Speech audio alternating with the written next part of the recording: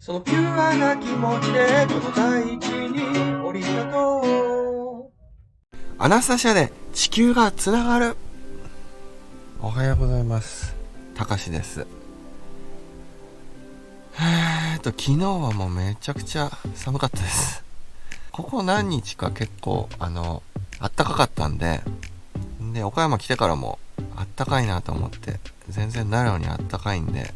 余裕でいけるじゃんとか思ってたんですけど、いやーただ単に全国的にあったかかっただけですね。やっぱり寒いですね。で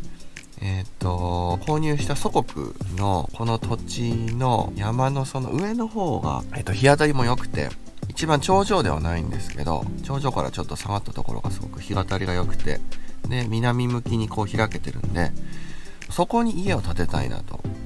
思ってます。でそこまでちょっとこう登らないといけないんですよね、山を。なんでその、作業しやすいように家建てるの結構資材とか建材車でこう運ばないといけないので、道を最初つけて、でそれからその上のところだけ、家建てるところちょっと木切らしてもらって、で家を建てたいなと思ってたんですちょっとこうカツカツとこう土木作業する橋とかねやってみたんですけど、やっぱりね無理ですね。僕が考えてたより50倍ぐらいちょっと大変そうなんで、これはもうやってたら終わらないなということで、ユンボ使おうかなと思ってます、今は。一応調べて、多分その2日間の講習があるんですよね、ユンボの。で、それを取れば多分、リース屋さんっていうか、重機のレンタル屋さんでユンボ借りられるんで、リース屋さんでユンボ借りて、で、ユンボでちょっと整地した方が早いかなと思います。それじゃないとちょっと無理かなと思いましたね。なんかサクサク3日ぐらいでいけるかなって勝手に思ってたんですけど、いや全然これ無理だなと思って、多分3ヶ月ぐらいかかるんじゃないかなと。ちょっとここ岡山美作市ですけど、おうち園っていう幼稚園があって、うち3歳なんでそろそろこう幼稚園教育とかのことで言うと、別に幼稚園とか小学校とかもう絶対行かせなきゃっていうのはもう全くないですけど、逆にそのアナスタシア読んでたら、もうどんどんこの学校っていうものにもう行かせたくないなっていう思いが、もうそっちの方がたくさん湧いてくるんですけど、近くに結構いい幼稚園があって、本当にその田んぼの中みたいなところにあって、でもう自由に子供らも外で遊ばせてくれるっていうところがあって、その教育とかうんぬんじゃなくて、でも単純にそのやっぱ同年代の子らと遊ぶっていうのがすごく貴重だっていうのはもう確実に認識してるんで、それのためにそこの幼稚園に入れたらなっていうふうに思ってるんですよ。でもうね4月なんで、もう幼稚園に入るまでにはなんとかその一応なんとか進める形ぐらいまでは持っていきたいなと思ってるんですよね。はい。だから上の見晴らしがいいところに、日当たりがいいところに家を建てようと思うと、最初からそこに行こうと思うとちょっともう無理なんで、とりあえず下にとりあえずの家を建てちゃおうかなと思ってます、今は。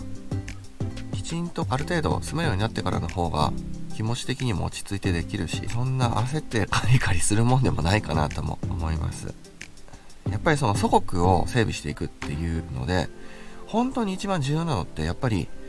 愛を持って全てをその整備していく、それが一番重要だと思ってます。愛を持って祖国を創造していくっていうことが一番重要だと思ってます。なかなかこの時間的に詰まってくると結構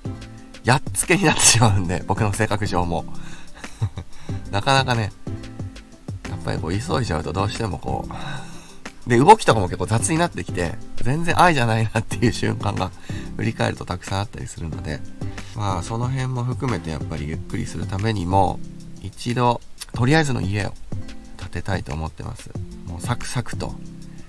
そうですね、まあ1ヶ月かからないぐらいで建てられるぐらいの家をサクッと最初に建てちゃおうかなと思ってます。はい。で、その上に建てようと思ってる時の計画は、道をまず作って、で上をある程度木切らしてもらって、ビニールハウスを買ったんですよね。でビニールハウス建てて、でその中にテント建てたら、まあ冬あったかいかなって思ってたんですけども、ちょっとそういう計画ももう一回最初から練り直さないといけないんで、とりあえずね今のところ車中泊で行けてるんで、これでもいいかなとも思いますね。とにかくとりあえずの家を建てるのに全部エネルギー使って、そっちからの方が早いのかなっていう感じも今してます。はい、という近況報告でした。で今日はビニールハウス大きいんで営業所止めじゃないと来ないってことで、近くのその集配所までビニールハウス取りに行って家の基礎から行こうかなと思ってます。もう基礎もとりあえずの家なんでちょっと固めてブロック置くぐらいにして、後からセメントで固めようかなと思ってます。セメントの船ってセメント練る箱ですね。あれとかもセメントの何ですか混ぜるやつとかも全然コテも何も持ってきてないんで、今回1便目はだからもうとりあえず立てちゃって後からセメントで固めます。やっつけちゃったらやっつけなんですけどやっつけますはい、愛を持ってやっつけたいと思います。ではそう一応この車内の感じですね。一応、こんな感じで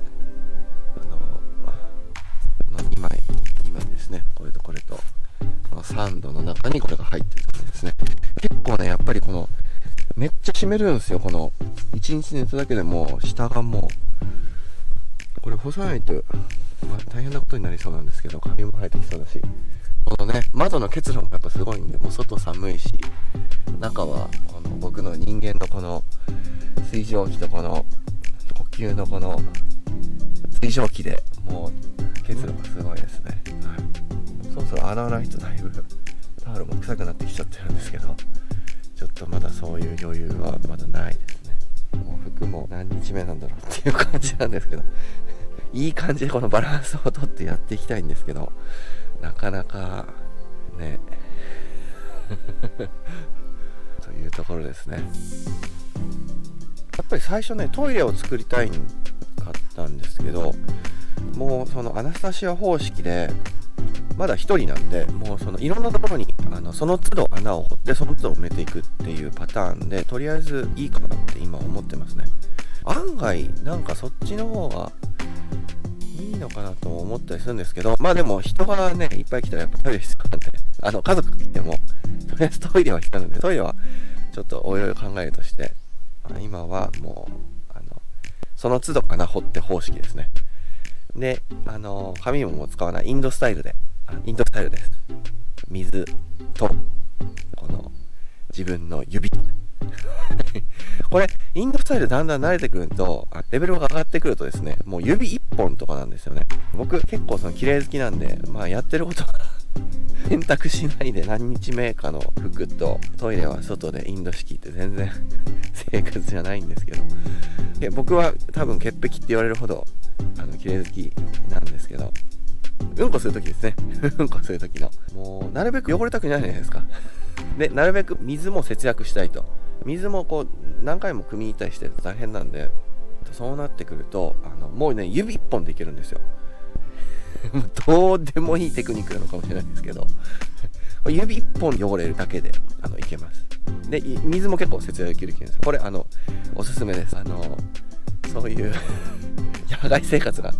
きな人にぜひおすすめのインド式の外でのトイレの